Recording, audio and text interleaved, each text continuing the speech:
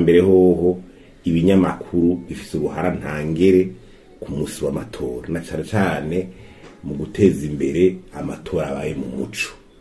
Ibinyamakuru nico cirore cyo gukorera mu muco ku munyagihugu, umuntu wari we wese. Abantu nibokwiragira hose mu gihugu, umenyeshamakuru rero akamaro kiwe ni ntangere. Ubugira kabiri nuko abamenyeshamakuru babwiza gushika hose ariko harabera amatora.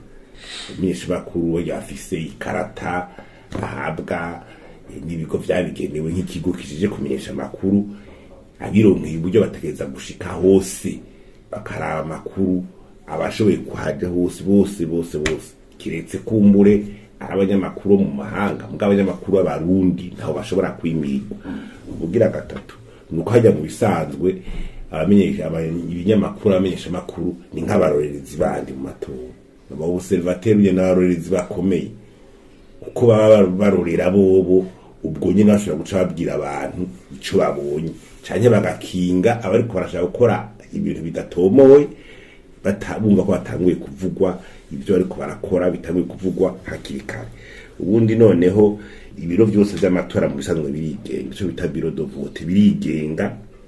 Ibi bibera ko habaro president w'ivyo biro, niho habera amatora, niho habera ibarura ry'amajwi, hanyuma harasinywa ivyegeranyo PV, ivyegeranyo bigasinywa abantu bose bahari, iryo harurwa ry'amajwi rikaba hari abantu bose babona, abanyamakuru bose. Iyo PV rero ibisohotse ico cegeranyo kiba cerekanye ingene amatora yagenze kuri ivyo biro birigenga.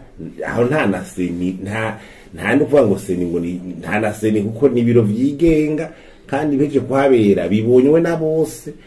Aho umunyameshamakuru ashoboye kuvuga ibibaye kuri iyo biro agatomo akashikiriza ibijanye n'iyo biro, bari uburenganzira, ni inkuru ababonye kuko ivyo biro naho ategerezwa kugira kubivogera canke wagira. Ni inkuru rero abarose kandi n'abandi bantu babakeneye. Hanyuma rero nibugira gatandi ibyo gutora uja kumenyesha amakuru kuvuga ngo CENI ni ivyigungana just niva ko akazi kase naho gutegura amatora. Ibije rero kumenyesha amakuru hari ikindi kigo CENI na kumbure n'izindi nzego za leta n'izindi.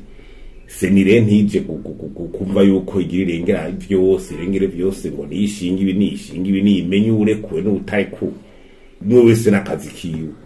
Ahandi ho nkaho uca wumva yuko hari akantu kerekana kumengo na CENI nishaka kuvyorusha canke yo ifise yindi agenda, ico bita agenda kashuri mugambi utazwi kandi ubona ko igihe c'amatora ikintu kigoye. Ubwira gatandatu nuko turavye nk'amatora ngene yagenze mu 2005 niho ucubona amatora yo mu muco. Ibiro byose vy'itora vyarigenga, abamenyeshamakuru bashikiriza inkuru ko bayibonye aho hantu, kandi ivyo bituma n'abanyagihugu bariko barakurikira bazaramenya ingene biriko biragenda, ku buryo abashaka kwikika mu kiza za CENI n'iki bashaka gucurika ibintu byashobora no gushika abantu n'abantu.